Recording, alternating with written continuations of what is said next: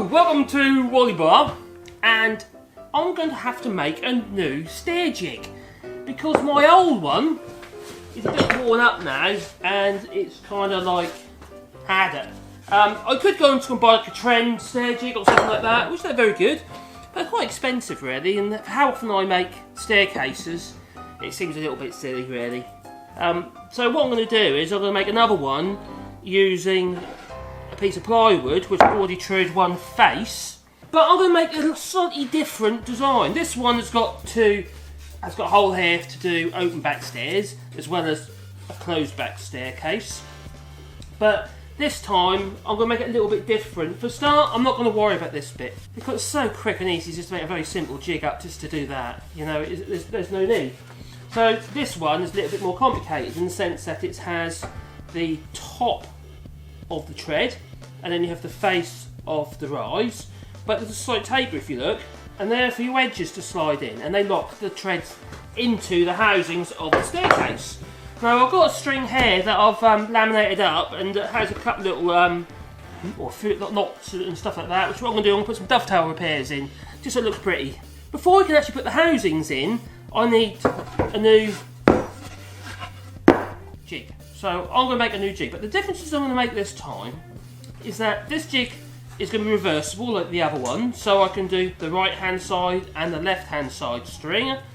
The difference is going to be is that I can have an adjustable fence on it, and all that is going to be is a piece of wood that gets clamped on. The only thing is you have to bear in mind the size of your rotor base, and the reason for that is your clamps that you might be using for the fence mustn't interfere with the travel of your rotor. So when you bring your rotor on, you don't be butted into a clamp, you know, and get all frustrated, have to move it about all the time. You don't want any of that. You want it simple. You want to be able to go done, and then you move on to the next one. So I'm going to make sure that this particular one has lots of free space on one side. I know that my strings for my staircase is unlikely to ever be more than 12 inches wide. So what I'm going to do is I'm going to make sure I've got at least 12 inches of space. That's 300mm for the millennials and beyond. And this particular string is 10 inches, thereabouts, just under 10 inches. So I just want to make sure I've got a little bit of overhang here that makes sure I can actually do a wide string if I need to. It doesn't even need to be as though this comes right to the face or the top of the string, but you've got to allow enough reveal on the ball nose of your stairs so they don't protrude too close to the edge of your stair string. Else it'll look pretty awful. Pretty awful it will. So I'm going to have that, so I've got an overhang of, so I'll bring it back to about there, and that will give me an overhang of 120mm. Or almost 5 inches. So it'll be what, 4 3/4 inches there enough. This particular jig, all I used to do is put clamps on the ends here, and then you bits of waving about, I'd put a couple of screws in the inside profile of the stair tread and riser. This one's a little bit thicker and a bit more substantial, this piece of ply. This is a piece of 9mm, and this one's a piece of 1/2 inch. Maybe thick, I think it might even be 15. How thick is that bit of ply? That's a piece of 15mm ply. Yeah, it's a bit of scrap I'm laying about. Oh, hello! Welcome to my woodworking channel, Wally Bois, the place where you'll learn woodworking tips and tricks. And if you'd be most kind, hammer that subscribe button. Anyway, it's time to get back to the video. The thing I found a bit frustrating with using plywood is that when you cut plywood, no matter what you do with it, it always has a bit of a texture. And because it has a bit of a texture, that texture is then transferred onto your workpiece. So when you put your treads in, there's a possibility there might be a little bit of a gap or a bit of, won't be particularly straight in the sense that it could be a little bit gappy on top of the tread, so I don't want that. The other thing I have to bear in mind is that when you have the slots in here, that slot can travel past on both sides. They need to be long enough. So if we're looking at this old one, that the tread portion and the riser portion are long enough so they are open on the back edge of the string. So when you can get your wedges in neatly. This one was not big enough because on some strings I found that I was still leaving a little bit of wood, so I was going to have a little handsaw afterwards and clean it out on some strings.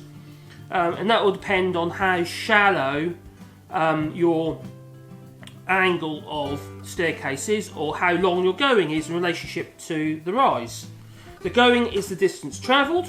It could be the tread going, so individual going, or the accumulative going, so basically the distance from when you start the staircase to the wall, of the floor of which it will be finishing. And the rise is the distance of each individual rise, but also the cumulative rise from floor to floor. So this particular one is now relegated for the fire. Well, that's fire, you shouldn't really burn that. So there's a few things I want to bear in mind. Is like, for instance, this particular router is my Makita router, which I'm going to be using for that 1/2 inch router, which is 2,000 watts, is it? Oh, it's 1,850 watt. It has loads of power in it, plenty of power to do the staircase strings, the housings in oak, or beech, whatever. So I'm going to be using a spiral cutter bit. There's one I was prepared earlier. Now, I hadn't actually used this before. I've had it kicking about in my drawer in this little box for ages. I've obviously bought it for a job and then used it. But this should be quite superior to use in relationship to a fluted router bit. But if that's what you got, use it. That's fine. Just make sure it's sharp. I'll have to do a little video on that and sharpen your router bits. Right, so I'm going to take this out of here. There's got a big old chamfer bit in there at the moment. And I've got an upgraded collar on this router, so I can use that, which is quite good. But the other thing you're going to need is a guide. Now, you've got two choices for this. You either have a router bit with a guide at the top, so basically you have your router bit, and instead of the guide being at the bottom like this one is, your guide will be on the shank. So if it was on this particular router bit, that'd be a guide here, a roller guide there. That's fine if that's what you want to use. They're great until the bearings bugger up halfway through doing a job, and then all of a sudden you've got a notch. So I'm not a lover of it. It panics me a little bit because I've had so many bearings go, router bits. They ain't funny. They're quite expensive as well. I don't know why they're expensive. Well, they are here anyway. Probably going in the wrong place. But you need one of these ideally. If you haven't got a roller guide on your router bit, your fluted or your spiral one like that, well, then you're going to need one of these. And basically, in this case, these are really quite good on this particular router. They're really easy to fit. You literally just solder it on there, and there's a little lever on one side or this side, and you pull that little lever, and it drops into place like so. Then it's locked in. It's brilliant. And the router bit. This is, like I said, it's a spiral router bit. That has to go in there like so. I'm hoping it's going to fit in this router because it feels very loose. Oh, that's alright, that's good. Make sure it's true. So that felt very loose. Oh, that's true. Because I want a really smooth surface for the router to be able to run along the edge of in the actual jig itself, I'm contemplating cutting it to create the slots required for the jig, then reassembling it with some oak or beech inserts. So it's effectively, it becomes laminated up in all different directions, a bit like a puzzle, and glue up a Cascamite wood. That was my thinking, and that way I end up with nice smooth surfaces. It might be a silly idea. But anyway, I'm going to get on with that, and some of this will be in fast forward, so don't blink.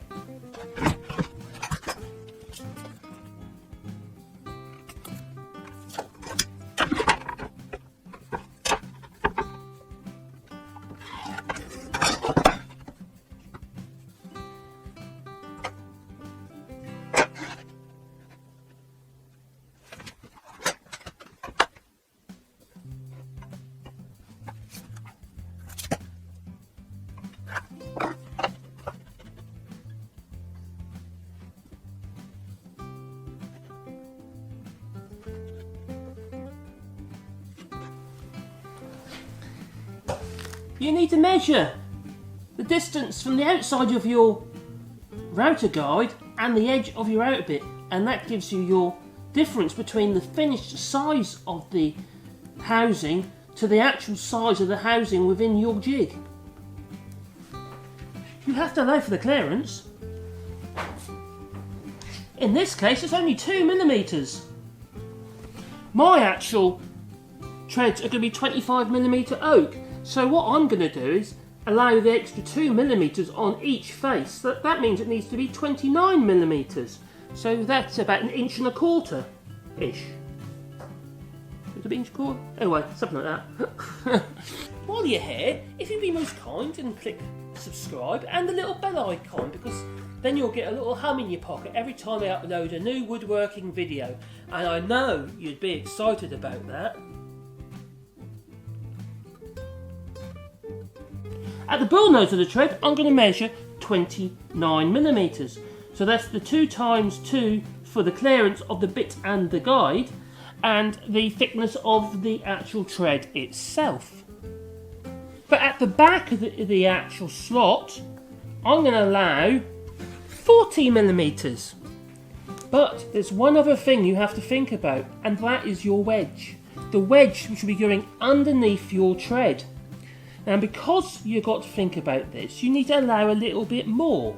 So all I've done 29mm, I'm actually going to be doing an additional 5mm clearance at the beginning of the tread for where the actual wedge will finish. You don't want your wedge to be a taper to 0. You want your wedge to be tapered to a square end. In this case, I'm only allowing 5mm. So now I'm going to measure an extra 5mm. So that would have been 34mm. You can do more or you can do less, or you could leave it out altogether if that's what you want. But I'm going to allow 35mm at the front edge of the tread.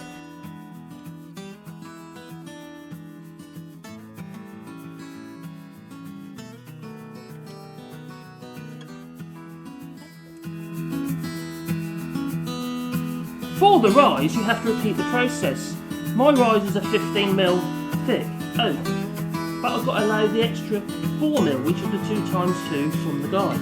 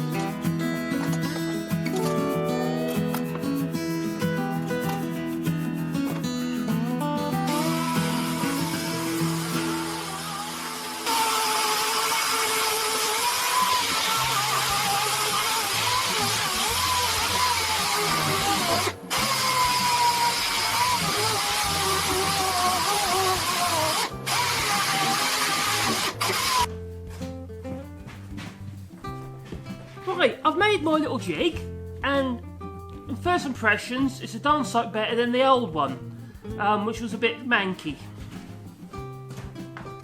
Anyway, let's give it a go, shall we, and see what we can do.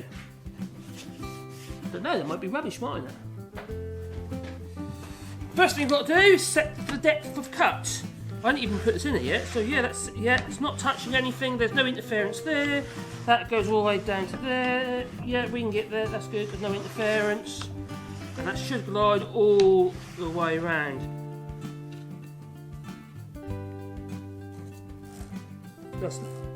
Yep, that's all good. But what we've got to do now is set the depth of cut. So what I tend to do is I push the router right down to the actual workpiece, lock it off, spin it around so you can see. And if you look here, you have your depth adjustment.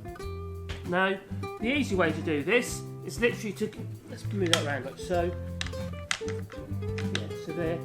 If that is now, because that bit's touching the actual string, the actual cutter is, this stop here normally would travel so far down, let's say if it was there, that travel down to that point and stop so you don't go any deeper. But what I'm going to do is, I'm going to measure that at 1/2 inch, because that's the depth I want. One little trick is to use our drill bit, 1/2 inch drill bit, or 12mm, 12.7mm drill bit, or whatever you want to do, depending how deep you want to go. I'm just going 1/2 inch, and what we do is we set it to the thickness of the drill bit. So anyway, should we just see how it works, shall we? So let's lock that up out of the way. Let's clear there. Let's bring it up a bit higher. Alright, let's give it a go. Oh, but before we do that, because these things do kick off dust, and I've got no dust extraction on it. I have got some dust extraction, but it won't work on this. You'd have to have a big hose next to it, and that'd just be a big huge pain. So, dust mask on, safety specs. So, let's give it a go. Hopefully it's going to work. Oh, fingers crossed.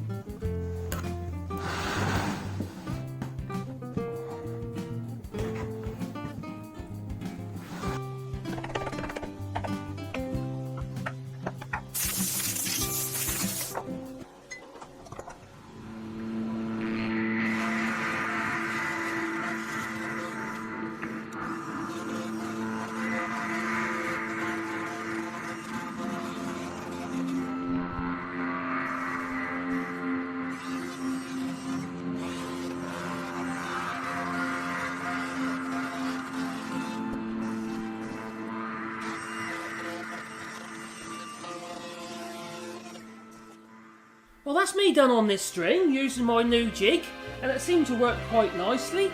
And the next phase now with this particular one, well, I've got 3 others to make, same as this one, but once they've all been housed, I'm going to run them through the thicknesser, and that will clean up all these little fluffy edges and stuff from the cutter. Well, this video draws to the end of my new router jig for cutting the housings in a staircase. Thank you for watching.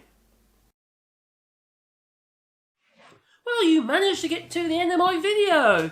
Well, either I must have grabbed your attention, or you just couldn't be bothered to click off. If you'd be most kind and subscribe, and maybe click the little bell icon, because then you'll get a notification every time I upload a new woodworking video. And I know you'd be excited about that. So, hammer that like button, hammer that subscribe button, and comment below.